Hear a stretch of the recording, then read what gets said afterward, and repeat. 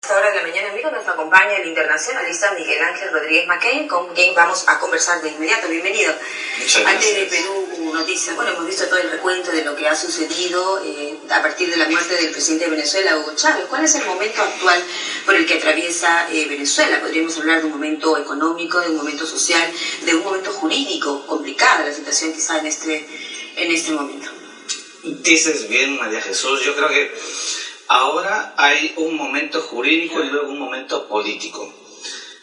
Pareciera que en un primer momento, con la muerte de Chávez, se despejaba esta incertidumbre de qué pasaba, estaba vivo o no lo estaba terminal.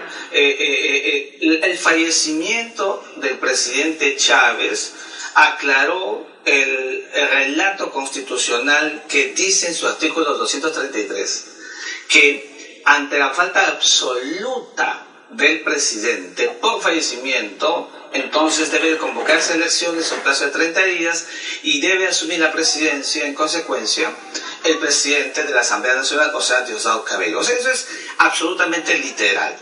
Pero recordemos, para que la gente pueda un poco ubicarse en el contexto, 9 de enero de este año, el Tribunal Supremo de Justicia de Venezuela señala que en tanto Chávez no se recupere, se le da continuidad administrativa al gobierno elegido en las últimas elecciones del mes de octubre. Pero resulta que Chávez nunca jura porque finalmente fallece. Ese fallecimiento acaba ese presupuesto señalado por el tribunal, porque al fallecer Chávez se superpone entonces el mandato constitucional que dice claramente, reitero, que ante su fallecimiento el presidente de la Asamblea debe asumirlo. El tribunal acaba de volver a emitir un nuevo pronunciamiento y ese pronunciamiento del tribunal establece que Nicolás Maduro asume la presidencia por esta tesis de la continuidad, saltando el mandato constitucional. Pero ¿por qué lo hace? Y aquí es donde, a mi juicio, hay un partidor hacia adelante en Venezuela con una incertidumbre jurídica. Porque el artículo 229 de la Constitución de Venezuela dice que un vicepresidente no puede ser candidato a la presidencia por ninguna modalidad. Entonces, ha habido ahí un artificio creado por el tribunal para dejar expedito el camino para que Maduro, que concentra los poderes, convoque a elecciones. Finalmente, en Venezuela, el Tribunal Supremo de Justicia, y lo que diga es absolutamente así. Y a esto se ha referido el candidato de la oposición, el señor Enrique Capriles, quien más que nada lo que reclama es este artificio, como usted le llamó, a través del cual el señor Maduro, al dejar automáticamente de ser vicepresidente, ya puede postular a las próximas elecciones generales en Venezuela, que él mismo deberá convocar en un plazo máximo de 30 días. Entonces, ¿esto no es constitucional? No es constitucional, aun cuando el tribunal haya emitido un acto interpretativo extensivo. No es constitucional porque el mandato constitucional dice exactamente lo contrario.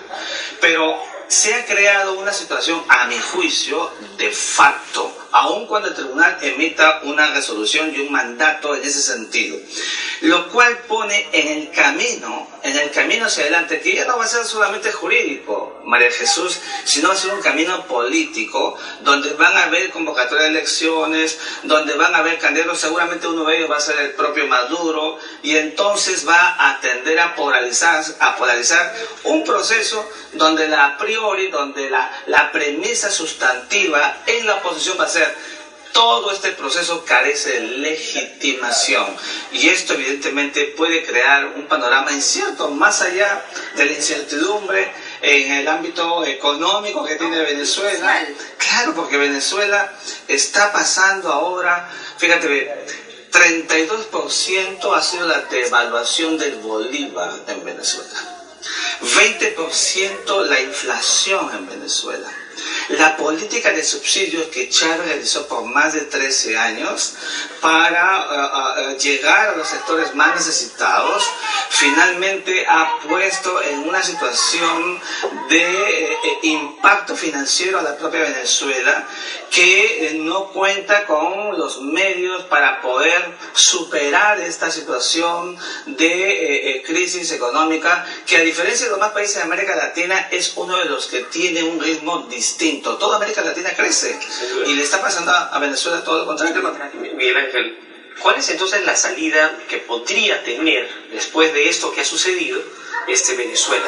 En este caso, el ahora presidente Nicolás Maduro. ¿Cómo hacer para que él pueda ser candidato si es que siendo vicepresidente no puede ser candidato? Entonces lo que le queda es ser presidente, convocar elecciones, y podría darse la posibilidad de que él deje, como va a ser candidato al gobierno, a Diosdado Cabello. Bueno, evidentemente vamos al plano más real ahora. El presupuesto jurídico por el tribunal, así dado, con estas peculiaridades, está puesto para que se constituya en candidato Maduro.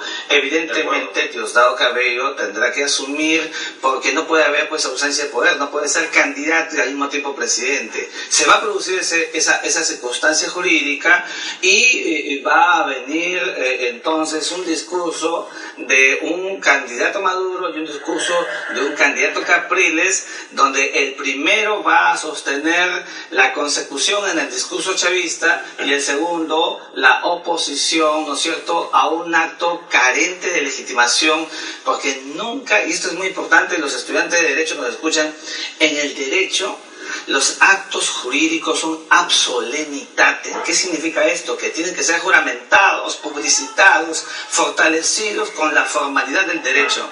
Esto no ha pasado nunca en Venezuela. Y entonces lo que hemos visto ayer es sencillamente colocar de manera peculiar, ad hoc, una estrategia que ya no es jurídica sino política para un proceso ulterior seguramente de permanencia en el poder. ¿Y cabe la posibilidad de que no se convoque elecciones?